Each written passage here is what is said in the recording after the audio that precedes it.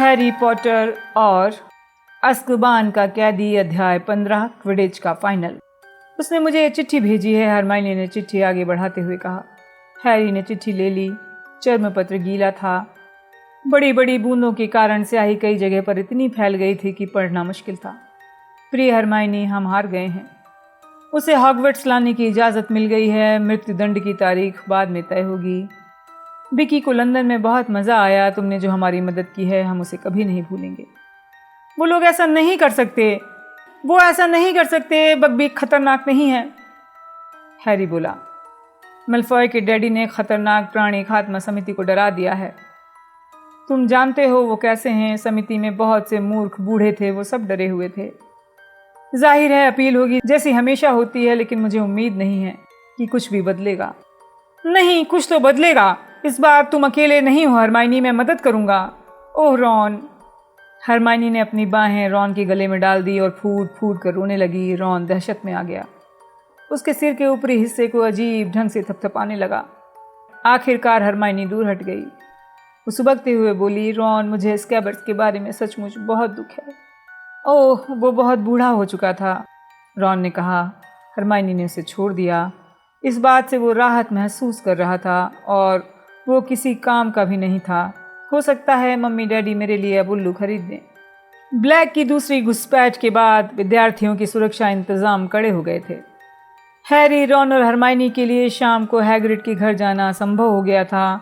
उन्हें उससे बात करने का इकलौता मौका जादुई प्राणियों की देखभाल की क्लास में मिलता। बकबीक के फैसले से उसे सदमा लगा था। सब हमारी गलती है। वहाँ हमारी बोलती बंद हो गई थी। वे वहाँ काले दुशालों में बैठे थे और हम अपने नोट्स गिराते जा रहे थे। हरमाइनी, हम वो तारीखें भूल गए थे जो तुमने लिख कर दी थी। फिर लूसियस मैल्फॉय खड़ा हुआ। उसने अपनी बात रखी और खतरनाक प्राणी खात्मा समिति के लोगों ने वैसा ही किया जैसा उसने कहा था। अब भी अपील बाकी है, हार मत मानो, हम मेहनत करेंगे, रॉन ने गुस्से में कहा। इसके बाद वो लोग बाकी क्लास के साथ महल वापस लौटने लगे। मैल्फॉय को देखा जो क्रैब और गॉयल के साथ चल रहा था और पीछे मुड़कर अपमानजनक हंसी हंस रहा था। कोई फायदा नहीं होगा रॉन, पूरी समिति लूसियस मैल्फॉय की जेब में है।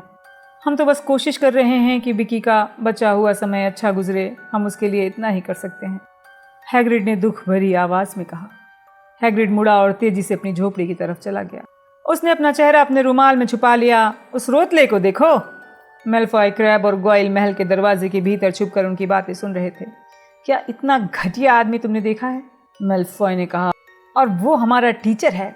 हैरी, रॉन गुस्से से मैल्फॉय की तरफ बढ़े, लेकिन हरमाइनी सबसे पहले पहुंची और चटाक! हरमाइनी ने अपनी पूरी ताकत से मैल्फॉय को थप्पड़ मार दिया। मैल्फॉय लड़खड़ा गया। हैरी, रॉन, क्रैब और गॉयल हैरान रह गए। दोबारा कभी हैग्रिड को घटिया आदमी कहने की हिम्मत मत करना, दुष्ट गंदे। हरमाइनी, रॉन ने कमजोर स्वर में कहा। हरमाइनी के दोबारा उठे हाथ को पकड़ने की कोशिश की। दूर हट जाओ रॉन। हरमाइनी ने अपनी छड़ी बाहर निकाल ली। मैल्फॉय पीछे हट गया। क्रैब और गॉयल उसके आदेश के इंतजार में उसकी तरफ ताक रहे थे क्योंकि उनके दिमाग चकरा गए थे। चलो, मैल्फॉय बुदबुदाया। अगले ही पल वो तीनों नाग शक्ति के तहखाने की तरफ जाने वाले गलियारे में उछल हो गए। हरमाइनी, रॉन ने दोबारा कहा। वो हैरान और प्रभावित था। हैरी, अच्छा होगा तुम उसे क्विडिच के फाइनल में हरा दो। मैं नाग शक्ति की जीत सहन नहीं कर पाऊंगी, हरमाइनी ने तीखी आवाज में कहा।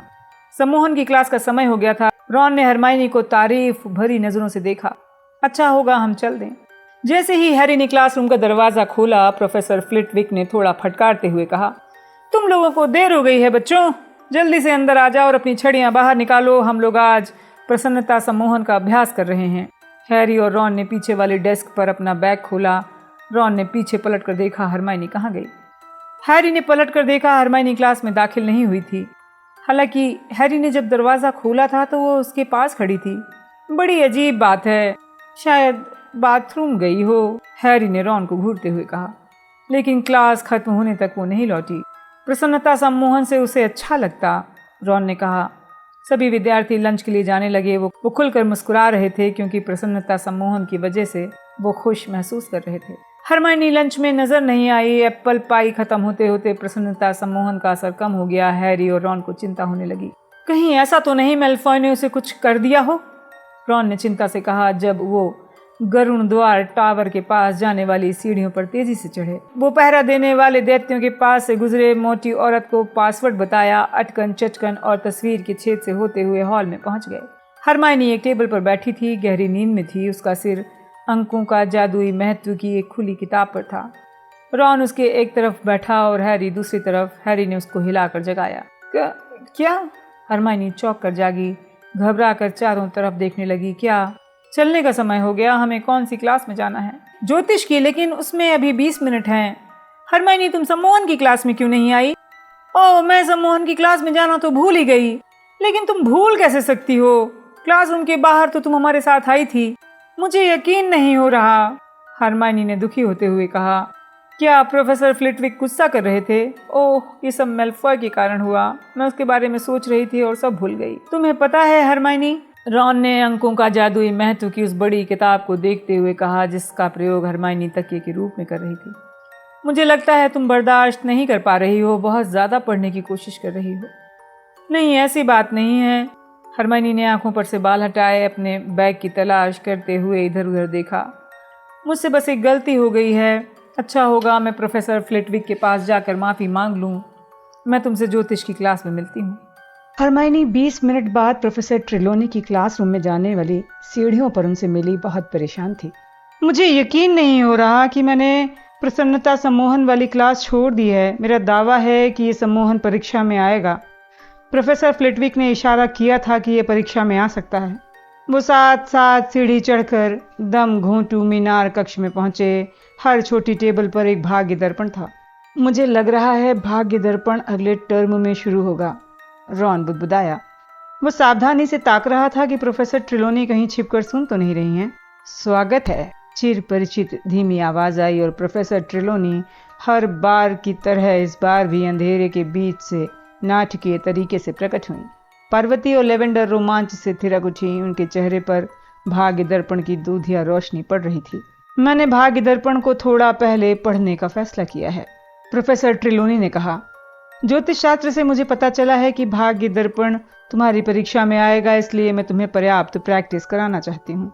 हरमाइनी हंसी। सच्ची? उन्हें ज्योतिष शास्त्र से पता चला है? पेपर कौन बनाता है? कितनी अद्भुत भविष्यवाणी है। उसने आवाज धीमी रखने का कष्ट नहीं किया।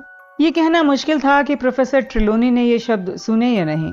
उन्होंने अपनी सपनीली आवाज में कहा, भाग्य दर्पण में देखना एक बहुत जटिल कला है। हम अपने चेतन मस्तिष्क और बाहरी आंखों को शिथिल करने का अभ्यास करेंगे। रॉन बेकाबू होकर हंसने लगा। क्लास शुरू हो गई। कम से कम हैरी को भाग्य दर्पण में घूरना बेवकूफी लग रही थी। कुछ दिखा? हैरी ने 15 मिनट तक शांति से भाग्य दर्पण में देखने के बाद कहा। हाँ, इस टेबल पर जलने के निशान हैं। किसी के हाथ से मोमबत्ती गिर गई होगी, रॉन ने इशारा करके बताया। ये समय की बर्बादी है। इसके बजाय मैं कोई ढंग का काम कर सकती थी। मैं प्रसन्नता सम्मोहन का अभ्यास कर सकती थी, हरमाइनी ने फुफकारते हुए कहा। प्रोफेसर ट्रेलोनी पास से गुजरी। उन्होंने अपने कड़े खनकाते हुए कहा, भाग्य दर्पण की छायाओं की भविष्यवाणी का विश्लेषण करने में किसे मेरी मदद चाहिए? मुझे मदद की जरूरत नहीं है, रॉन ने धीमे से कहा। इसका मतलब तो एकदम साफ है। इसका मतलब यह है कि आज रात को बहुत कोहरा होगा। हैरी और हरमाइनी दोनों की हंसी छूट पड़ी। क्या करते हो? प्रोफेसर ट्रेलोनी बोली जब सबके सिर उनकी दिशा में घूम गए। पार्वती और लेवेंडर उन्हें बहुत गुस्से से देख रही थीं। तुम लोग भविष्य दृष्टि के कंपनों में बाधा डाल रहे हो। वे उनकी टेबल के पास आईं, उनके भाग्य दर्पण में झांकने लगी। हैरी को अपना दिल डूबता हुआ महसूस हुआ। यहां पर कुछ है, प्रोफेसर ट्रेलोनी ने फुसफुसाकर कहा। अपना चेहरा दर्पण के पास किया, जिससे उनके बड़े चश्मे में 2 प्रतिबिंब नजर आ रहे थे। कोई चीज हिल रही थी। ये क्या है? अरे, प्रोफेसर ट्रेलोनी ने सांस खींचते हुए हैरी को घूरा। यहां पर बिल्कुल साफ दिख रहा है, वो तुम्हारी तरफ बढ़ता आ रहा है, करीब आ रहा है। हरमाइनी बीच में जोर से बोली, कहीं वो फिर से बेवकूफ ग्रिम तो नहीं है? ट्रेलोनी ने अपनी बड़ी आंखें उठाकर हरमाइनी के चेहरे को देखा। बड़े अफसोस के साथ कहना पड़ रहा है, जिस पल तुम इस क्लास में आई थी, मैं उसी पल समझ गई थी कि तुम में ज्योतिष की महान कला को समझने का गुण नहीं है। दरअसल मुझे याद नहीं कि आज तक मुझे कोई भी ऐसा विद्यार्थी मिला है जिसका दिमाग इतना कुंद हो। एक पल खामोशी रही। ठीक है, वो उठकर खड़ी हुई, भविष्य का खुलासा किताब अपने बैग में ठूस ली। मैं जा रही हूँ। पूरी क्लास हैरानी से देखती रही। हरमाइनी ने दरवाजे पर लात मारकर उसे खोला और सीढ़ियों पर उतरकर ओझल हो गई। क्लास को दोबारा व्यवस्थित होने में कुछ मिनट लग गए। ऐसा लगा था कि प्रोफेसर ट्रिलोनी ग्रीम के बारे में भूल गईं। ओह, लेवेंडर ने कहा, जिससे हर कोई चौंक गया। मुझे अभी अभी याद आया, आपने पहले ही उसके छोड़कर जाने की भविष्यवाणी कर दी थी। इस तरह के आसपास हम में से कोई एक हमेशा के लिए छोड़कर चला जाएगा। ये बात आपने बहुत पहले बता दी थी प्रोफेसर। प्रोफेसर ट्रिलोनी रेशमी अंदाज में मुस्कुराई। हरमाइनी आज कितने मजे में होगी, है ना? रॉन ने बुदबुदाकर हैरी से कहा। हैरी ने भाग्य दर्पण में देखा, लेकिन उसे उसमें सफेद धुंध के सिवाय कुछ नहीं दिखा। क्विडिच फाइनल करीब आ रहा था, इसलिए वो किसी घातक दुर्घटना का शिकार नहीं होना चाहता था। इस तरह की छुट्टियां आनंददायक नहीं थीं। थर्ड ईयर के विद्यार्थियों को इतना सारा होमवर्क करना पड़ रहा था। नेविल लॉन्गबॉटम की हालत बहुत खराब थी, और सिर्फ उसी का ये हाल नहीं था। इसे छुट्टी कौन कह सकता है? सीमस फिनिगन एक दोपहर को हॉल में गरजा। परीक्षा अभी कोसों दूर है, आखिर वो लोग चाहते क्या हैं? लेकिन हरमाइनी को जितनी पढ़ाई करनी पड़ रही थी उतनी किसी को नहीं। ज्योतिष छोड़ने के बाद भी उसके पास बाकी विद्यार्थियों से ज्यादा विषय थे। आमतौर पर रात में सबसे आखिरी में वो हॉल छोड़कर जाती थी और सबसे पहले लाइब्रेरी में सुबह पहुंच जाती थी। ल्यूपिन की तरह उसकी आंखों के नीचे भी काले निशान दिखने लगे थे। रॉन ने बगबी के मुकदमों में अपील की जिम्मेदारी ले ली थी। वो होमवर्क नहीं कर रहा था, मोटी मोटी किताबें पढ़ता रहता। वो अपने काम में इतना व्यस्त था कि वो क्रुकशैंक्स पर गुस्सा होना भूल गया था। इसी दौरान हैरी को अपने होमवर्क के साथ साथ क्विडिच की प्रैक्टिस करनी पड़ती थी। नागशक्ति की टीम टूर्नामेंट में पूरे 200 पॉइंट आगे थी, इसलिए उन्हें कप जीतने के लिए 200 पॉइंट से ज्यादा अंतर से मैच जीतना होगा। इसका मतलब था कि जीतने का दारोमदार खास तौर पर हैरी के कंधों पर होगा, क्योंकि सुनहरी गेंद पकड़ने का 150 पॉइंट मिलता था। तुम्हें सिर्फ सुनहरी गेंद तभी पकड़नी है जब हम 50 पॉइंट से ज्यादा अंतर से आगे हों, वुड हैरी को बार बार बताता। तुम समझ गए ना? तुम्हें सुनहरी गेंद तभी पकड़नी है जब... मैं जानता हूं ओलिवर, हैरी चिल्लाकर बोला। हैरी और मेलफॉय की दुश्मनी अब चरम बिंदु पर थी। मेलफॉय अब भी हॉग्समीड में कीचड़ फेंकने वाली घटना से जला भुना था, और वो इसलिए और भी ज्यादा गुस्सा था कि हैरी न जाने कैसे सजा पाने से बच गया था। दूसरी ओर हैरी ये नहीं भूला था कि चील घात वाले मैच में मेलफॉय ने उसे झाड़ू से गिराने की कोशिश की थी। बगबीक वाले मामले में उसने संकल्प किया था पूरे स्कूल के सामने मेलफॉय को हराएगा। किसी को याद नहीं था कि मैच के पहले इतना तनावपूर्ण माहौल कब रहा है। छुट्टियां खत्म होते होते दोनों टीमों के हाउसों के बीच का तनाव चरम सीमा पर पहुंच गया था। हैरी के लिए खास तौर पर बुरा समय था। उसके क्लास में जाते समय नाग शक्ति के विद्यार्थी ने टांग अड़ाकर उसे गिराने की कोशिश की थी। वो जहां भी जाता क्रैब और गोयल प्रकट हो जाते। वुड ने सबको निर्देश दिया था कि हैरी के साथ हमेशा कोई न कोई रहे, इसलिए जब वो विद्यार्थियों से घिरा हैरी को देखते तो निराश होकर चले जाते। अब हैरी के लिए समय पर क्लास में पहुंचना बहुत असंभव था, क्योंकि उसके आसपास हमेशा बहुत से विद्यार्थी बातें करते हुए चलते थे। हैरी अपनी बजाय फायर बोल्ट की सुरक्षा के बारे में ज्यादा चिंतित था। मैच से पहले वाली रात गर्मद्वार के हॉल में सभी सामान्य गतिविधियां बंद हो गईं। हरमाइनी ने अपनी किताबें एक तरफ रख दी थीं। मैं पढ़ नहीं पा रही हूँ, मेरा ध्यान भटक रहा है, उसने परेशानी में कहा। काफी शोर हो रहा था। फ्रेड और जॉर्ज वीजली तनाव दूर करने के लिए सामान्य से ज्यादा हल्ला कर रहे थे और ज्यादा शरारतें भी। ओलिवर वुड एक कोने में क्विडिच पिच के मॉडल पर झुका हुआ था। उस पर रखे छोटे मोहरे को अपनी छड़ी से कुरेदते हुए बुदबुदा रहा था। एंजेलिना, एलिसिया और कैटी फ्रेड और जॉर्ज के चुटकुलों पे हंस रही थी। हैरी रॉन और हरमाइनी के साथ थोड़ी दूर पर बैठा हुआ था। बहुत कोशिश कर रहा था कि अगले दिन के बारे में ना सोचे।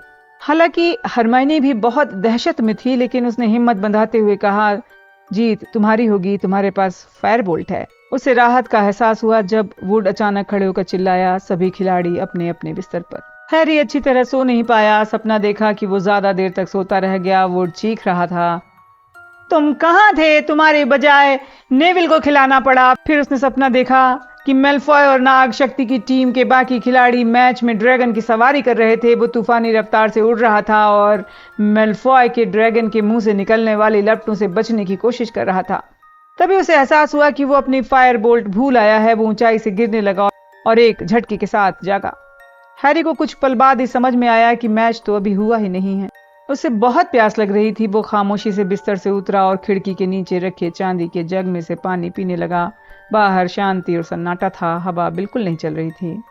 ऐसा लग रहा था जैसे मैच के लिए आदर्श मौसम रहेगा। हैरी ने गिलास रख दिया। वो अपने बिस्तर पर जाने के लिए मुड़ने वाला था कि तभी उसकी निगाह किसी चीज पर पड़ी। कोई जानवर चांदनी में नहाए लॉन के पार जा रहा था।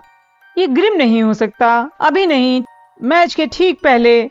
उसने एक बार फिर मैदान की तरफ देखा। 1 मिनट तक हड़बड़ी में नजर दौड़ाने के बाद उसे जानवर दिखाई दिया। वो जानवर जंगल के कोने में घूम रहा था। वो ग्रिम नहीं था, वो तो बिल्ली थी। वो क्रूकशैंक्स थी, या फिर क्रूकशैंक्स के साथ कोई और भी था। हैरी ने गौर से देखा। नाक खिड़की से सटा ली। क्रूकशैंक्स लगभग रुक गई। हैरी को लगा कि पेड़ों की छाया में उसे कोई बड़ी चीज दिख रही है। अगले ही पल एक चीज सामने आ गई। बड़े बालों वाला एक विशाल कुत्ता। वो कुत्ता चुपके से लॉन के पार जा रहा था और क्रूकशैंक्स उसके साथ थी। हैरी घूरता रहा। इसका क्या मतलब हो सकता है? अगर क्रूकशैंक्स को भी कुत्ता दिखाई दे रहा है तो फिर वो हैरी की मौत का अपशगुन कैसे हो सकता है? रॉन, उठो, मैं चाहता हूं तुम भी देखो। बहुत अंधेरा था। रॉन ने भारी आवाज में बुदबुदाया, तुम किस बारे में बात कर रहे हो? वहां नीचे। हैरी ने तत्काल खिड़की के बाहर देखा। क्रूकशैंक्स और कुत्ता दोनों गायब हो गए थे। हैरी खिड़की की चौखट पर चढ़ा, लेकिन वहां कोई नहीं था। तेज खर्राटे की आवाज से उसे पता चला कि रॉन फिर सो गया है। हैरी और गरुड़द्वार की टीम के बाकी खिलाड़ी अगले दिन जब बड़े हॉल में पहुंचे तो जोरदार हर्ष ध्वनि के साथ उनका स्वागत हुआ। हैरी मुस्कुराए बिना न रह सका। अलबत्ता नाग शक्ति की टेबल हाय हाय कर रही थी। वुड ने पूरे नाश्ते के दौरान अपनी टीम को अच्छी तरह खाना खाने के लिए प्रेरित किया। हालांकि उसने खुद कुछ नहीं खाया। गुड लक हैरी, चो चैंग बोली। हैरी का चेहरा लाल हो गया। वुड पिच पर चहलकदमी करता रहा, अपने पीछे चल रही टीम के साथ चारों तरफ देखता। आखिरकार महल के सामने वाला दरवाजा खुला और विद्यार्थी मैच देखने स्टेडियम की तरफ आ गए। चेंजिंग रूम में चलो, वुड ने कहा। अपने लाल दुशाले पहनते समय कोई कुछ नहीं बोला। हैरी सोच रहा था कि क्या उन्हें भी उसी तरह लग रहा होगा जैसे नाश्ते में कोई अजीब सी अकड़ने वाली चीज खाली है। फिर वुड बोला, ठीक है, समय हो गया है, चलो। भारी शोर शराबे के बीच वे पिच तक चलकर आए। भीड़ में 3/4 लोगों ने लाल गुलाब के बिल्ले लगा रखे थे और वे लाल झंडे लहरा रहे थे जिन पर गरुड़द्वार का शेर बना हुआ था। बैनर लहरा रहे थे जिन पर लिखा था, गरुड़द्वार जीतेगा और कप शेरों का है। नाग शक्ति के गोल के पीछे लगभग 200 हरे दुशाले में लोग बैठे थे। उनके झंडों पर नाग शक्ति का सांप चमक रहा था। वो सब हरे दुशाले में थे। उनके चेहरे पर एक भद्दी सी मुस्कान थी। और ये आ गई गरुड़द्वार की टीम, ली जार्डन चीखा, जो हमेशा की तरह आज भी कमेंट्री कर रहा था Potter, Bell, Johnson, Spinnet, George Weasley, Fred Weasley और वुड। पिछले कुछ सालों से हॉगवर्ट्स की सबसे अच्छी टीम है। ली के शब्दों पर नाग शक्ति के सिरे से हाय हाय होने लगी। और ये आ गई नाग शक्ति की टीम। उसने कुछ खिलाड़ी बदले हैं। ऐसा लगता है कि उसने योग्यता पर कम और डील डॉल पर ज्यादा ध्यान दिया है। नाग शक्ति के दर्शकों ने फिर एक बार हाय हाय किया। मैडम हुच बोली, कप्तानों हाथ मिलाओ। फ्लिंट और वुड ने हाथ मिलाया। ऐसा लग रहा था जैसे दोनों ही सामने वाले की उंगलियां तोड़ने की कोशिश कर रहे थे। अपनी अपनी झाड़ुओं पर चढ़ो, 3, 2, 1। उनकी सीटी की आवाज भीड़ के शोरगुल में डूब गई। जब 14 झाड़ू हवा में उठी, हैरी के बाल पीछे की तरफ उड़ रहे थे। उड़ने के रोमांच में उसका डर गायब हो जाता था। उसने चारों तरफ देखा। मेलफॉय उसके पीछे था। सुनहरी गेंद की तलाश तेजी से हो रही थी। और गरुड़द्वार के पास तूफान है। गरुड़द्वार की एलिसिया स्नेपेट तूफान को लेकर नाग शक्ति के गोल की तरफ बढ़ी। शाबाश एलिसिया, आह नहीं। नाग शक्ति के वॉरिंगटन ने तूफान को छीन लिया है। वो तेजी से जा रहा है। धड़ाक! जॉर्ज वीजली ने पहलवान को अच्छे तरीके से मारा है, जिसकी वजह से वॉरिंगटन के हाथ से तूफान छूट गया है, जिसे जॉनसन ने पकड़ लिया है। एक बार तूफान फिर गरुड़द्वार के पास। आगे बढ़ो एंजेलिना। मॉन्टेग्यू को कुशलता से पार किया। बचना एंजेलिना, उधर से पहलवान आ रहा है। उसने स्कोर किया। गरुड़द्वार 10-0 से आगे। नीचे लाल दुशालों का समुद्र खुशी से हिलोरे मार रहा था। मार्कस फ्लिंट ने एंजेलिना को टक्कर मारी, जिसकी वजह से वो अपनी झाड़ू से गिरते गिरते बची। आउच! सॉरी। सॉरी, मैं उसे देख नहीं पाया, फ्लिंट ने भीड़ की हाय हाय के बीच में कहा। अगले ही पल फ्रेड ने अपना मारक वाला मुदगर फ्लिंट के सिर पर मार दिया। फ्लिंट की नाक उसकी झाड़ू के हैंडल से इतनी जोर से टकराई कि खून बहने लगा। बहुत हो गया, गरुण द्वार को पेनाल्टी क्योंकि उसके धावक ने हमला किया है। नाग शक्ति को भी पेनाल्टी क्योंकि उसके धावक ने जानबूझकर चोट पहुंचाई है। एलिसिया पेनाल्टी लेने के लिए आगे पहुंची। दर्शक खामोशी से देख रहे थे। ली ने चिल्लाकर कहा, दिखा दो एलिसिया। वाह, उसने कीपर को छका दिया है। गरुण द्वार 20-0 से आगे। हैरी फायरबोल्ट तेजी से घुमा रहा था ताकि फ्लिंट को देख सके, जिसकी नाक से अब भी खून बह रहा था। वो नाग शक्ति की पेनाल्टी लेने जा रहा था। जब फ्लिंट ने मैडम हुच की सीटी का इंतजार किया तो ली जार्डन ने दर्शकों को बताया, जाहिर है वुड अच्छा कीपर है, परंतु बचना मुश्किल है, बहुत मुश्किल। लेकिन कमाल हो गया, मुझे यकीन नहीं हो रहा वुड ने इसे बचा लिया। राहत की सांस लेते हुए हैरी उड़ा सुनहरी गेंद की तलाश में नजरें दौड़ा रहा था, लेकिन अनिवार्य था कि वो मेलफॉय को सुनहरी गेंद से तब तक दूर रखे जब तक गरुण द्वार की टीम 50 पॉइंट से आगे ना हो जाए। गरुण द्वार के पास तूफान है, नहीं नाग शक्ति के पास, नहीं फिर गरुण द्वार के पास। मैडम हुच की सीटी एक बार फिर गूंजी। वे उड़कर मॉन्टेग्यू के पास पहुंची और चिल्लाने लगी। 1 मिनट बाद केटी ने पेनाल्टी लेके एक और गोल किया। 30-0। ये लोग गंदे धोखेबाज। जॉर्डन, तुम ठीक ढंग से यदि कमेंट्री नहीं कर सकते हो तो मैं सिर्फ सच्चाई बता रहा हूं प्रोफेसर, क्योंकि ये पेनल्टी नाग शक्ति के धावक मॉन्टेग्यू द्वारा केटी का सिर पकड़ लेने के कारण गरुण द्वार को मिली थी। हैरी को जोरदार रोमांचक झटका लगा। सुनहरी गेंद दिख गई। वो गरुण द्वार के गोल पोस्ट के नीचे थी, लेकिन अभी पकड़ नहीं सकता था। और अगर मेलफॉय ने देख लिया, हैरी ने अभिनय किया जैसे उसे सुनहरी गेंद दिखी हो। उसने अपनी फायर बोल्ट मोड़ी और नाग शक्ति की गोल की तरफ उड़ गया। उसकी चाल सफल हो गई। मेलफॉय भी उड़ने लगा। जाहिर है वो सोच रहा था हैरी को वहां सुनहरी गेंद दिख रही है। शटाक! एक पहलवान हैरी के दाएं कान के पास से गुजरा। इसे नाग शक्ति के दैत्याकार मारक डोरिक ने मारा था। अगले ही पल शटाक! दूसरा पहलवान हैरी की कोहनी को छूता हुआ निकल गया। बोल नामक दूसरा मारक भी करीब आ रहा था। हैरी को एक हल्की सी झलक मिली कि बोल और डेरिक दोनों उसकी तरफ अलग दिशाओं से उड़ते हुए आ रहे हैं। उन्होंने अपने मुदगर उठा रखे हैं। उसने बिल्कुल आखिरी समय पर अपनी फायर बोल्ट ऊपर की, जिसके वजह से बोल और डोरिक में जोरदार टक्कर हुई। जब नाग शक्ति के मारक अपना अपना सिर मलते हुए एक दूसरे से अलग हुए तो ली जार्डन ने हंसते हुए कहा, बुरी बात है लड़कों, फायर बोल्ट को हराने के लिए थोड़ी ज्यादा फुर्ती दिखानी चाहिए। जॉनसन ने तूफान को कब्जे में कर लिया। उसके पास फ्लिंट है। उसकी आंख में गुदगुदी कर दो एंजेलिना। मैं तो मजाक कर रहा था प्रोफेसर, मैं सिर्फ मजाक कर रहा था। अरे नहीं, फ्लिंट ने तूफान को छीन लिया है। वो गरुण द्वार के गोल की तरफ बढ़ रहा है। वुड, गोल बचाओ। लेकिन फ्लिंट ने गोल कर दिया।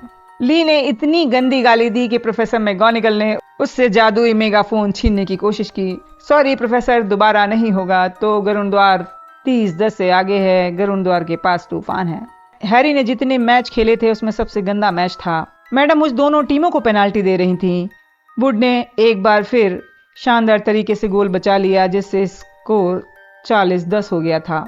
नाग शक्ति के खिलाड़ी इस बात पर गुस्सा थे कि गरुण द्वार ने इतनी जल्दी लीड ले ली है। वो तूफान छीनने के लिए हर हथकंडा अपना रहे थे। बोल ने एलिसिया को अपने मुदगर से मार दिया था और जॉर्ज वीजली ने बदला लेते हुए बोल के मुंह पर कोहनी मारी थी। सुनहरी गेंद फिर गायब हो गई। मेलफॉय अब भी हैरी के करीब था, जो सुनहरी गेंद की खोज में चारों तरफ देख रहा था। केटी ने गोल कर दिया। 50-10। फ्रेड और जॉर्ज उसके पास पहरा दे रहे थे। नाग शक्ति के खिलाड़ी इस गोल से चिढ़कर केटी को नुकसान न पहुंचाएं, इसलिए उन्होंने अपने मुद्गर उठा रखे थे।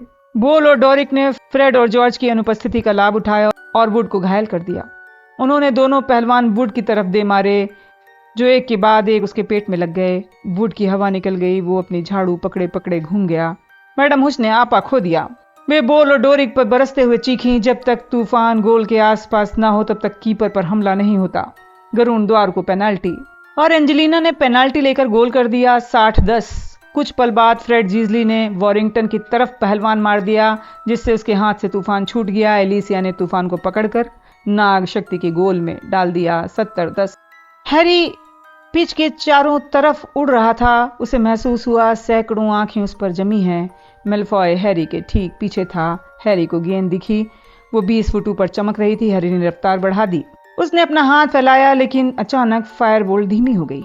मेलफॉय ने फायर बोल्ट की पूंछ पकड़ ली थी। पूरी ताकत से खींच रहा था। हैरी को इतना गुस्सा आया कि वो मेलफॉय को मारना चाहता था। फायरबोल को पकड़ने की कोशिश में मेलफॉय हाँफ रहा था, लेकिन उसकी आंखों में शैतानी चमक थी। वो जो चाहता था हो गया। सुनहरी गेंद गायब हो गई थी। पेनाल्टी, गरुण द्वार को पेनाल्टी। मैंने इतना घटिया खेल पहले कभी नहीं देखा।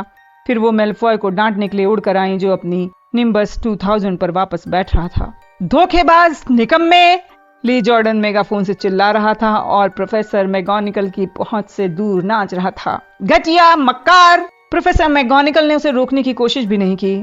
दरअसल उनकी भी मुट्ठी मेलफॉय की दिशा में लहरा रही थी। उनका हैट गिर गया। वो गुस्से से चिल्ला रही थी। मेलफॉय ने हैरी के खिलाफ जो हरकत की थी, इससे नाग शक्ति के खिलाड़ियों की चालबाजी का उत्साह बढ़ गया था। नाग शक्ति के पास तूफान है। नाग शक्ति की टीम गोल की तरफ बढ़ रही है। मॉन्टेग्यू ने गोल कर दिया। ली ने आह करते हुए कहा। गरुण द्वार की टीम 70-20 से आगे है। हैरी मेलफॉय के इतने पास उड़ रहा था कि उनके घुटने आपस में टकरा रहे थे। हैरी मेलफॉय को सुनहरे गेंद तक पहुंचने नहीं देना चाहता था। दूर हटो पॉटर, मेलफॉय कुंठा में चीखा। उसने मुड़ने की कोशिश की तो देखा हैरी उसका रास्ता रोक कर खड़ा है। हैरी ने चारों तरफ देखा। मेलफॉय को छोड़कर नाग शक्ति का हर खिलाड़ी, यहाँ तक कि नाग शक्ति का रक्षक भी एंजेलिना की तरफ आ रहा है। वो सब उसका रास्ता रोकने वाले थे। हैरी ने फायर बोल्ट घुमा के इतना नीचे झुकाया कि हैंडल पर लेट गया और फिर तेजी से आगे बढ़ा। गोली की रफ्तार से वो नाग शक्ति की खिलाड़ियों की तरफ गया। तेजी से फायर बोल्ट आती देख सब तितर बितर हो गए। एंजेलिना का रास्ता साफ हो गया। उसने गोल कर दिया। गरुण द्वार 80-20 से आगे है। हैरी सिर के बल स्टैंड्स में घुसने वाला था, लेकिन पलटा पिच पर आ गया। उसे ऐसी चीज देखी जिससे उसका दिल धक से रह गया। मेलफॉय गोता लगा रहा था और उसके चेहरे पर विजय की झलक थी। घास से कुछ फुट ऊपर सुनहरी झलक दिख रही थी। हैरी ने फायरबोल्ट को नीचे धकेला, लेकिन मेलफॉय मीलों आगे था। चलो चलो, हैरी ने अपनी झाड़ू को प्रेरित किया। वो मेलफॉय की बराबरी पर आ रहा था। जब बोल ने हैरी की तरफ पहलवान मारा तो वो अपनी झाड़ू के हैंडल पर लेट गया। वो मेलफॉय के टखनों पर था, उसकी बराबरी पर था। हैरी ने खुद को आगे फेंका और दोनों हाथ झाड़ू से हटा लिए और उसने मेलफॉय की बांह रास्ते से हटाई। हाँ, उसने गोता पूरा करते हुए हवा में हाथ उठाया और पूरे स्टेडियम में जोरदार विस्फोट हो गया। हैरी भीड़ के ऊपर उड़ता रहा। छोटी सी सुनहरी गेंद उसकी मुट्ठी में कसकर बंद थी और उसकी उंगलियों के बीच अपने पंख निराशाजनक ढंग से फड़फड़ा रही थी। वुड उसकी तरफ तेजी से आया। आंसुओं के कारण उसकी नजरें धुंधली हो गई थीं। उसने हैरी की गर्दन को पकड़ा, उसके कंधे पर सिर टिकाकर सुबकने लगा। हैरी को 2 झटके और लगे जब फ्रेड और जॉर्ज उनसे आकर टकराए। फिर एंजेलिना, एलिसिया और केटी की आवाजें आईं, हमने कप जीत लिया। बाहों में बाहें डाले गरुण द्वार की टीम जमकर चीखती हुई जमीन पर उतरी। लाल दुशालों के समर्थकों की लहरों पर लहरें बैरियर पार करके पिच पर भागती हुई आई। खिलाड़ियों की पीठ पर हाथों की बौछार हो रही थी। हैरी को शोर सुनाई दे रहा था। उसे एहसास हो रहा था कि लोग गले लगाने के लिए उस पर कूद रहे हैं। कुछ समय बाद भीड़ ने उसे और टीम के बाकी खिलाड़ियों को अपने कंधों पर बैठा लिया। रोशनी में आने के बाद हैरी को हैग्रिड दिखा, जिसने ऊपर से नीचे तक लाल गुलाब वाले बिल्ले लगा रखे थे। तुमने उन्हें हरा दिया हैरी, तुमने उन्हें हरा दिया। ठहरो, हम जाकर बकबीक को बताते हैं। पर्सी सारी गरिमा भूलकर पागलों की तरह ऊपर नीचे कूद रहा था। प्रोफेसर मैगोनिगल वुड से भी ज्यादा तेजी से सुबक रही थीं और गरुण द्वार के विशाल झंडे से अपनी आंखें पोंछ रही थीं। उधर रॉन और हरमाइनी हैरी के पास आने की कोशिश कर रहे थे। उनके मुंह से शब्द नहीं निकले। वे सिर्फ खुलकर मुस्कुराते रहे। जब हैरी को स्टैंड्स तक ले जाया गया, स्टैंड्स में डंबलडोर बड़ा क्विडिच कप हाथ में लिए उनका इंतजार कर रहे थे। सुबकते हुए वुड ने हैरी को कप दिया और उसने इसे हवा में उठा दिया। हैरी को महसूस हुआ कि अगर इस समय एक भी दम पिशाच आस पास होता तो वो दुनिया का सबसे अच्छा पितृदेव उत्पन्न कर सकता था।